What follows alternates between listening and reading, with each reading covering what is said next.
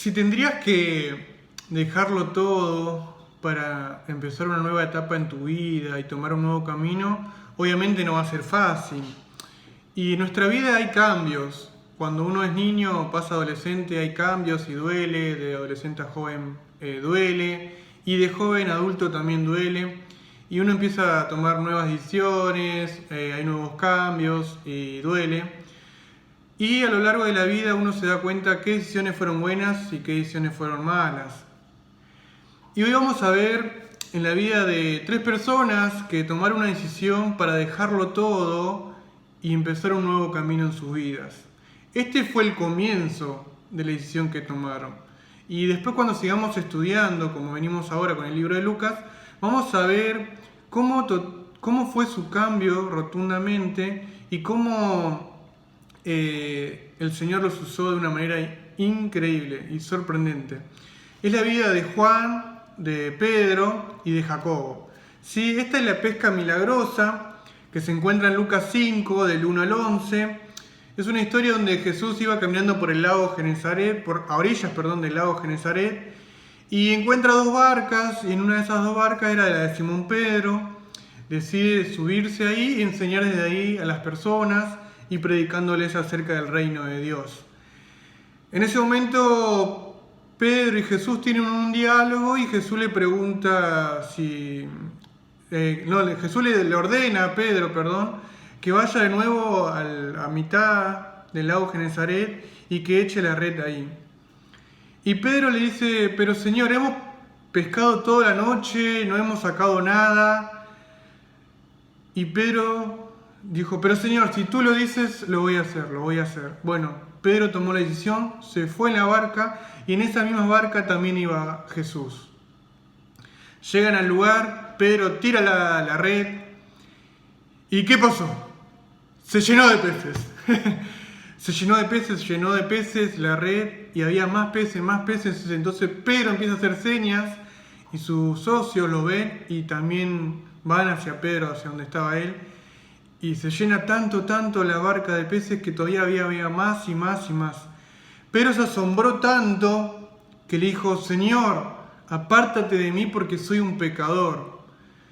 Que Pedro se arrodilló y tuvo miedo. En ese momento vuelven a la orilla del lago Genesaret y también sus compañeros de trabajo de Pedro, que eran Juan y Jacobo. Y Jesús le dijo: no tengas miedo, Pedro, no tengas miedo, yo te voy a enseñar a ser pescador de hombres. Y en ese momento lo dejaron todo y le siguieron a Jesús. Sí, acá podemos ver varias enseñanzas en esta historia, en este pasaje bíblico, que está en Lucas 5, del 1 al 11.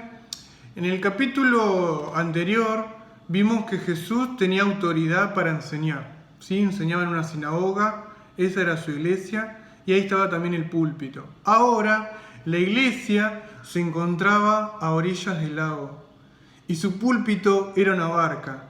Es interesante que en este tiempo de cuarentena nuestra iglesia somos nosotros haciendo en las redes sociales. Y nuestro púlpito puede ser una mesa, un escritorio, o desde el sofá, o desde cualquier otro lugar, ¿no?, que estemos en nuestra casa, enseñando acerca de la palabra de Dios.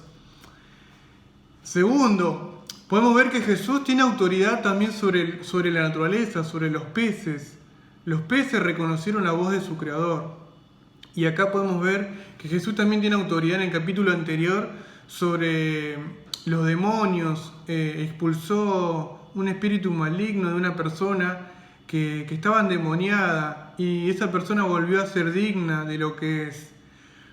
Pero también vimos que Jesús tiene autoridad sobre las enfermedades, sanó a la queridísima suegra de Pedro y también sanó a muchas personas que estaban enfermas. Y tercero, vemos que Jesús ahora quiere tener autoridad sobre la vida de sus discípulos. ¿Sí? Acá vemos que Jesús ahora quiere tener el control de sus discípulos.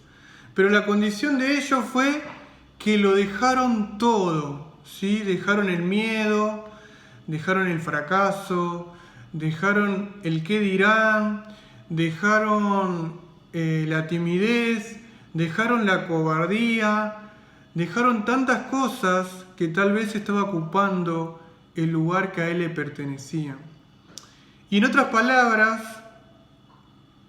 podemos decir hoy que el Señor nos dice, no tengas miedo, yo te enseñaré a predicar el Evangelio, ¿sí? Y la única condición es dejarlo todo, como recién dije, el miedo, el temor, la cobardía, la timidez, y confiar en Él, de que Él me va a enseñar a predicar sus buenas nuevas a las personas en el lugar donde estén. Para sus discípulos, seguir a Jesús implicaba esto, dejarlo todo. Y para vos, en este día, ¿qué significa seguir a Jesús? ¿Qué tendrías que dejar para seguir a Jesús? Así que te dejo con esta pregunta, que podamos reflexionar y que podamos seguir estudiando y aprender más de lo que el Señor nos quiere decir en este hermoso Evangelio de Lucas, ¿sí? Que tengas un hermoso día, que el Señor te siga bendiciendo y guardando en esta cuarentena y sigamos confiando en Él, ¿sí? Un abrazo virtual grande, grande, grande y un beso grande también. El Señor te bendiga.